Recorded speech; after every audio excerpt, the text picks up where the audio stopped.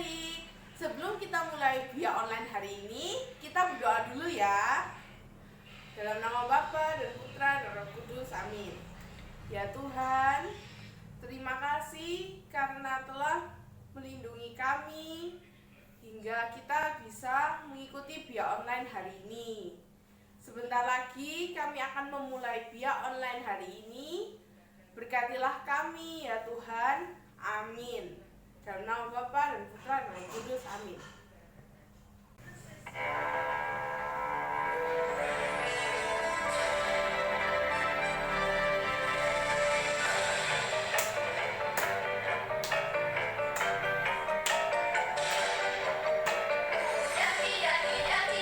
Gunung yang tinggi, ku turun lembah yang dalam, ku melintasi padang rumput hijau membentang. Yesus besertaku, terbang luas angkasa, ku selam dalam samudra, ku dayung perahu di sungai. Yesus besertaku, di kanan kau ada, di kiri kau ada, di atas dan di bawah kau ada, di suka kau ada, di duka pun kau ada, karena Engkau Yesusku.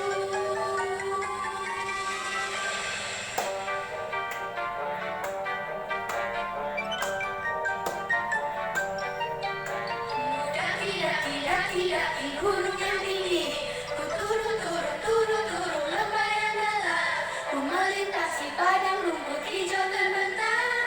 Yesus besertaku, di kanan kau ada, di kiri kau ada, di atas dan di bawah kau ada, di suka kau ada, di duka pun kau ada, karena Engkau Yesusku.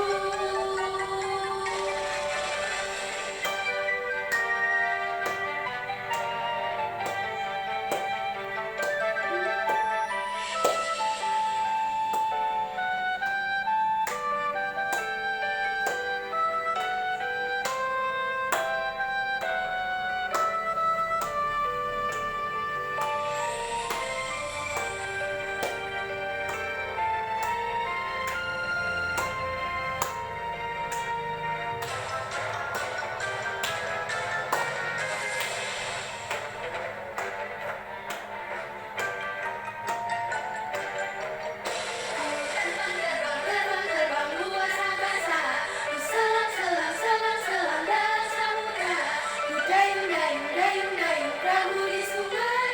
Yesus besertaku, di kanan kau ada, di kiri kau ada, di atas dan di bawah kau ada, di suka kau ada, di duka pun kau ada, karena Engkau Yesusku. Kau ada, di kiri kau ada, di atas dan di bawah kau ada, di suka kau ada, di duka pun kau ada, karena Engkau Yesusku, karena Engkau Yesusku. Yeay.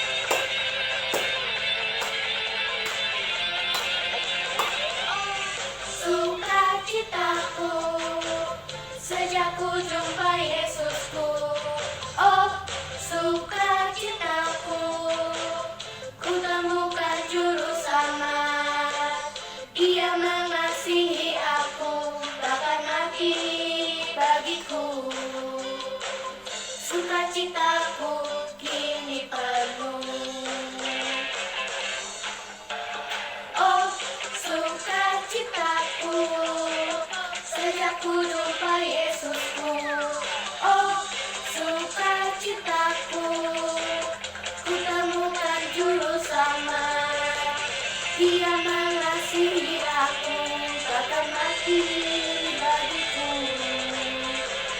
Sukacitaku kini penuh. Padanya aku berharap, pada Yesus Allah yang hidup. Padanya aku berserah, engkau sumber kehidupanku.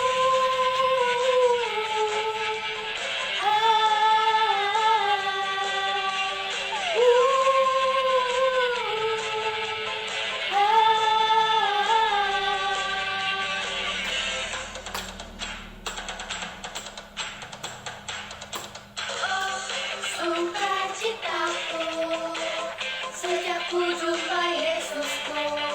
Oh, sukacitaku ku temukan juru selamat. Dia mengasihi aku, bahkan mati bagiku. Sukacitaku kini penuh. Padanya aku berharap, pada Yesus Allah yang hidup. Padanya aku berserah, engkau sumber kehidupanku.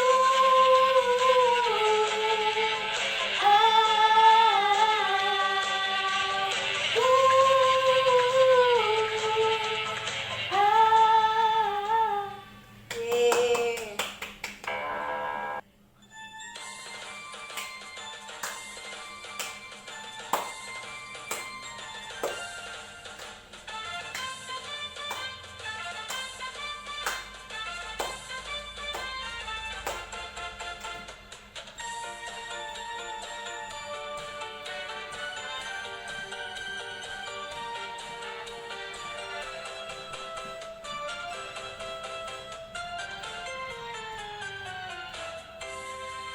Saya bukan pasukan berjalan, pasukan berkuda, pasukan menembak. Saya tidak menembaki musuh, tapi saya laskar Kristus. Saya laskar Kristus, jaga. Saya laskar Kristus, jaga. Saya bukan pasukan berjalan, pasukan berkuda, pasukan menembak. Saya tidak menembaki musuh, tapi saya laskar Kristus.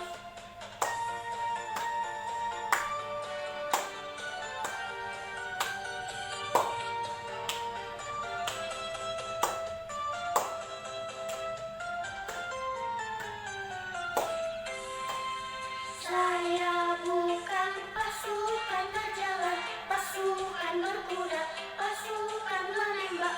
Saya tidak menembaki musuh, tapi saya laskar Kristus. Saya laskar Kristus, jaga. Saya laskar Kristus, jaga. Saya bukan pasukan berjalan, pasukan berkuda, pasukan menembak. Saya tidak menembaki musuh, tapi saya laskar Kristus.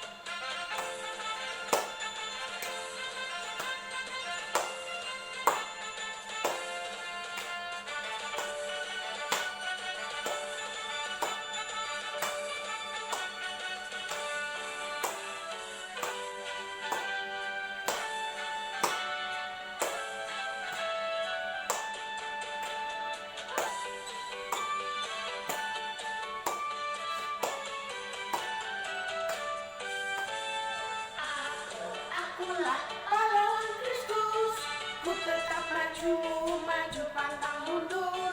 Kulihat kanan kiri iblis musuhku, ku tembak gagah dengan imanku.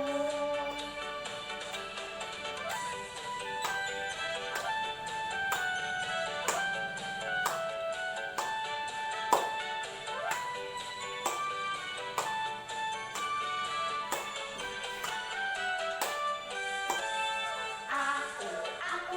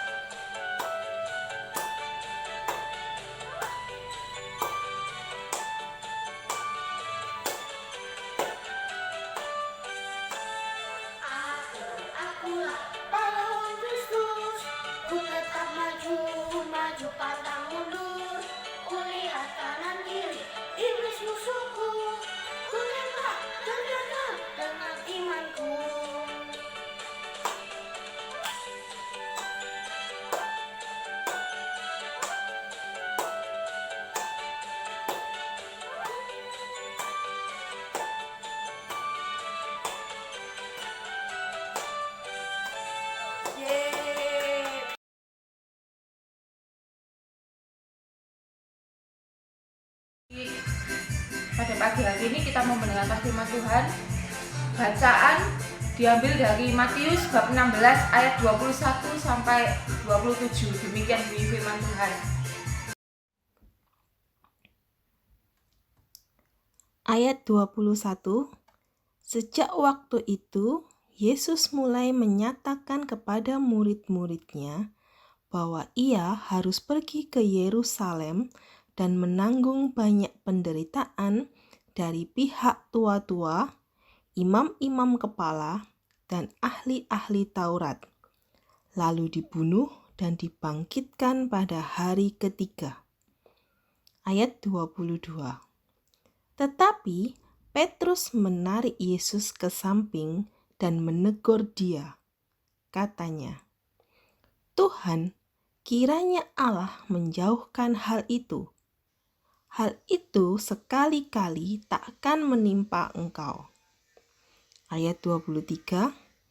Maka Yesus berpaling dan berkata kepada Petrus, "Enyahlah iblis, engkau suatu batu sandungan bagiku, sebab engkau bukan memikirkan apa yang dipikirkan Allah, melainkan apa yang dipikirkan manusia." Ayat 24.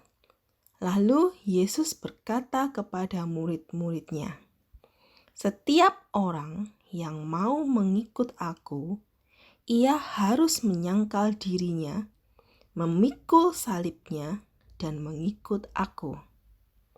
Ayat 25. Karena barang siapa mau menyelamatkan nyawanya, ia akan kehilangan nyawanya.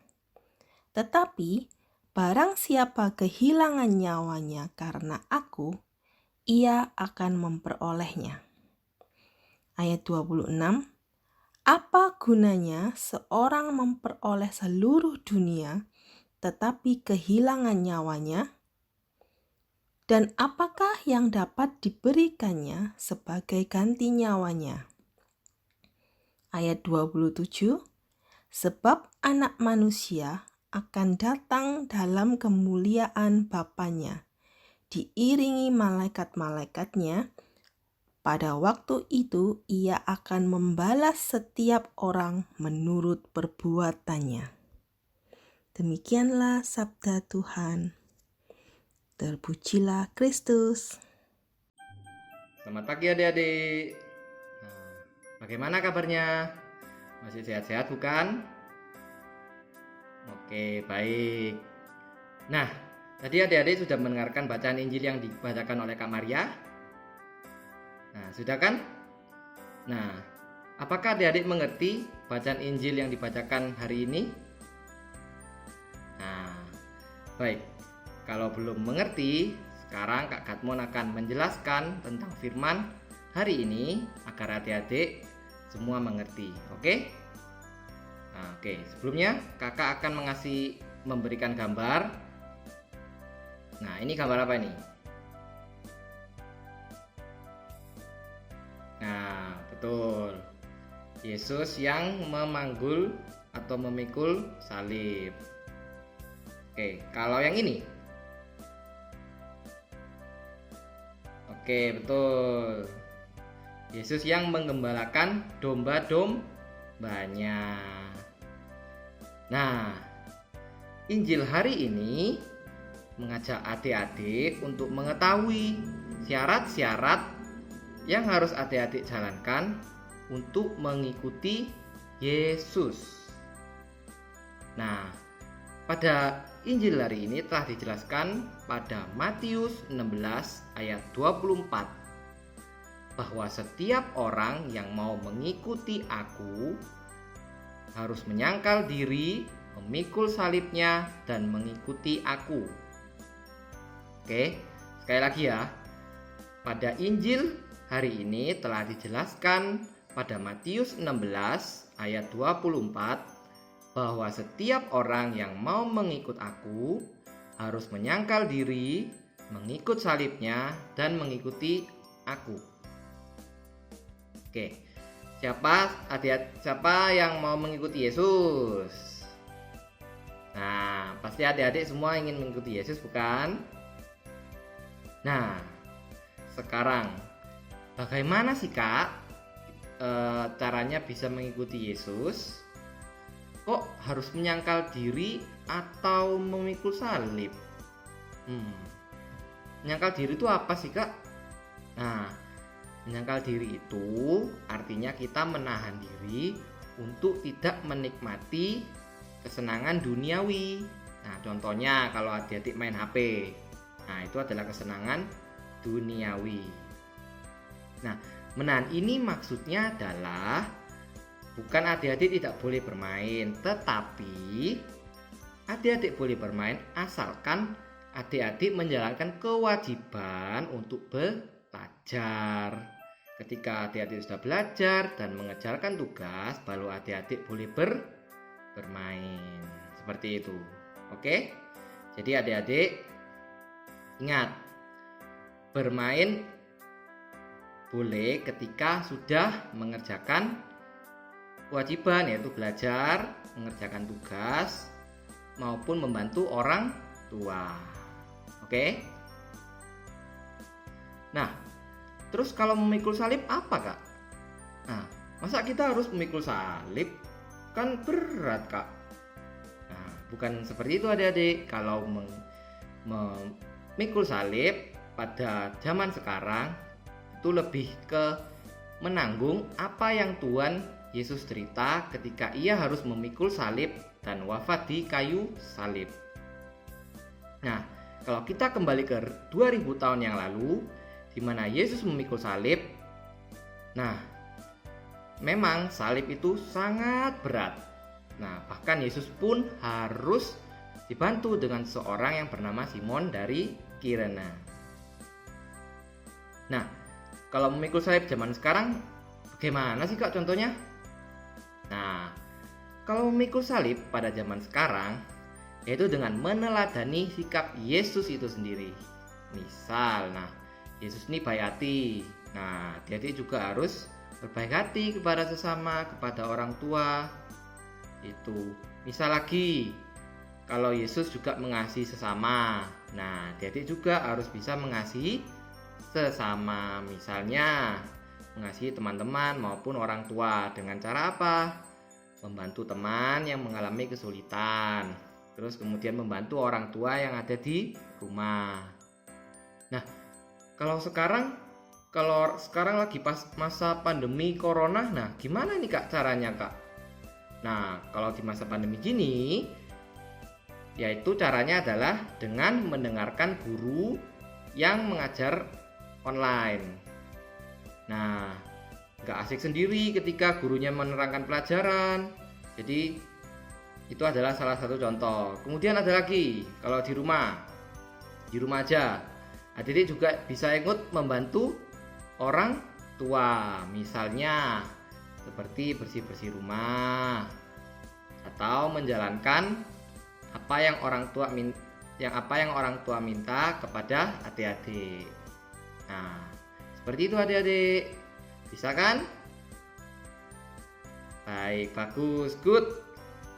Kakak yakin adik-adik pasti bisa. Nah,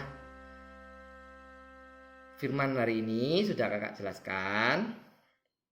Dan hari ini juga ada ayat mas. Ayatnya adalah di Matius 16 ayat 24. Baca bersama-sama ya. Lalu Yesus berkata kepada murid-muridnya, setiap orang yang mau mengikut aku, ia harus menyangkal dirinya, memikul salibnya, dan mengikut aku. Oke, sekali lagi. Bersama-sama ya. Matius 16 ayat 24. Lalu Yesus berkata kepada murid-muridnya, setiap orang yang mau mengikut aku, ia harus menyangkal dirinya, memikul salibnya, dan mengikut aku. Oke, baik. Nah, itulah ayat masnya. Dan penjelasan hari ini sudah selesai dan berikutnya akan dilanjutkan dengan aktivitas. Oke, Tuhan berkati. Dadah.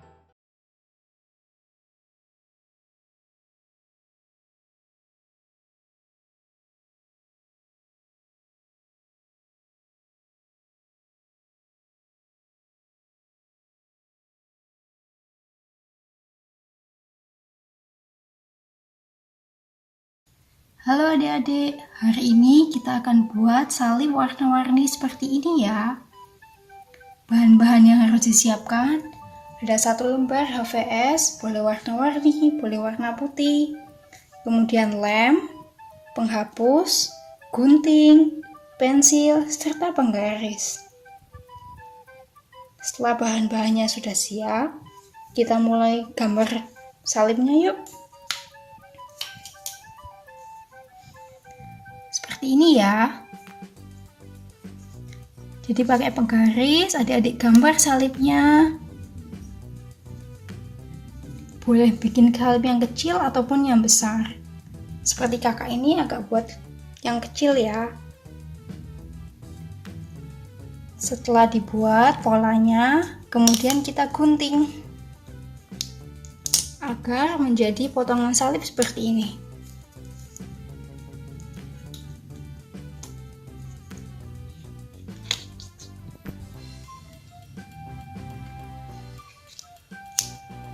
Setelah sudah digunting rapi, kita buat potongan segitiga warna-warni seperti ini. Boleh dari kertas lipat ataupun HVS warna yang adik-adik punya di rumah. Kalau sudah, sekarang kita siapkan lemnya tadi ya. Kita lem salah satu segitiganya. Setelah dilem, kita tempelkan. Kemudian ambil lagi warna yang lain. Kita tempelkan lagi. Lakukan terus hingga segitiganya penuh. Warna-warnanya diacak ya, biar bisa menjadi warna-warni salibnya. Nah, nanti kalau sudah penuh, adik-adik akan membentuk salib yang cantik seperti ini. Yuk, buruan siapin bahannya dan dicoba dibuat ya. Sampai jumpa.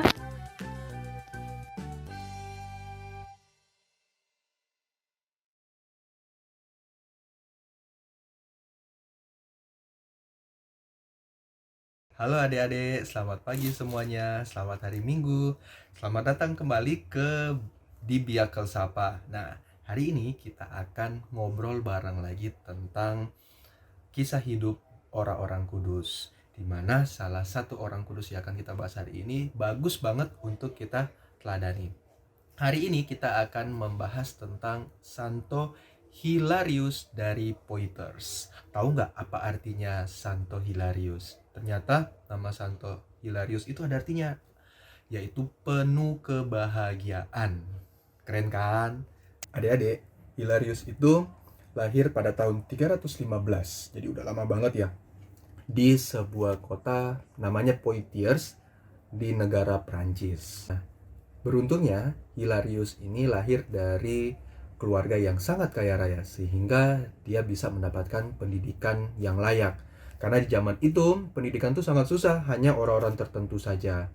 Sayangnya memang Hilarius ini lahir di keluarga pagan. Keluarga pagan itu artinya keluarga yang belum mengenal Tuhan, kayak gitu. Tapi Hilarius ini sangat cerdas loh. Dia sangat pintar dan dia sangat gemar membaca. Tahu nggak buku kesukaannya apa? Buku kesukaannya Hilarius adalah kitab suci. Bahkan sampai Hilarius selesai membaca kitab suci di Perjanjian Baru, Hilarius benar-benar mengakui bahwa Kristus adalah Tuhan dan dia menerima Kristus sebagai kepercayaannya. Itu keren banget. Nah, akhirnya Hilarius minta dibaptis dan percaya kepada Kristus. Selain dibaptis, dia juga memilih untuk menjadi imam. karena ketaatan dan kesalehannya serta keimanannya yang begitu kuat terhadap Kristus, Hilarius ini diangkat menjadi uskup di daerahnya. Tapi kehidupan menjadi uskup itu tidak serta-merta membuat hidupnya menjadi nyaman loh. Waktu itu, kaisar atau raja atau yang ngatur negaranya itu sering banget mencampuri urusan-urusan gereja. Nah, ini Hilarius nggak suka. Akhirnya Hilarius menentang kaisar karena mungkin tidak setuju ya dengan kaisar waktu itu. Akhirnya Hilarius dijatuhi hukuman pembuangan. Jadi ditaruh di satu daerah terpencil seperti itu. Nah, pada waktu itu kan dia dibuang tuh di satu daerah. Tapi pada waktu pembuangan inilah Hilarius mengajarkan kepada adik-adik, kepada kakak-kakak, pada kita semua bahwa ketika kita mengalami sesuatu yang gak enak, kita harus tetap sabar, kita harus tetap tenang dalam menghadapi berbagai pencobaan. Tahu nggak apa yang dilakukan Hilarius saat pembuangan? Santo Hilarius tetap menerima keadaannya itu. Dia bahkan menulis buku, menghasilkan karya-karya tentang iman. Makanya Santo Hilarius itu tetap termasyhur, tetap terkenal karena keimanannya itu. Singkat cerita, akhirnya dia dipulangkan ke Poitiers. Nah, di Poitiers juga dia tetap konsisten, teman-teman. Adik-adik, dia tetap menjaga imannya, dia tetap menulis buku, menghasilkan karya-karya, dan melawan para penyembah berhala. Itu kerennya Hilarius. Nah, akhirnya karena masalah kesehatan, Santo Hilarius itu meninggal dunia di usia 50 tahunan. Jadi dia meninggal usia 50 tahunan. Kemudian dia di gereja dikenal sebagai doktor gereja atau pujangga gereja. Nah, kenapa kok dia disebut sebagai doktor gereja atau pujangga gereja? Karena kan selama hidupnya dia menulis berbagai banyak macam karya sastra, berbagai macam buku. Nah, karya-karya tersebut, buku-buku tersebut sangat mempengaruhi perkembangan gereja. Kayak gitu. Makanya Santo Hilarius ini diangkat sebagai doktor atau pujangga gereja. Biasanya Santo Hilarius itu digambarkan dengan seseorang yang bawa tongkat, pena, kertas, seperti itu. Nah, dari kisah hidupnya Santo Hilarius dari Poitiers ini ada dua hal loh yang bisa kita pelajari. Pertama, kalau adik-adik mengalami situasi sulit atau mengalami sesuatu yang gak enak, adik-adik harus tetap sabar dan tetap percaya pada Tuhan, pasti akan ada jalannya. Yang kedua, adik-adik harus punya keberanian ketika melawan kesalahan.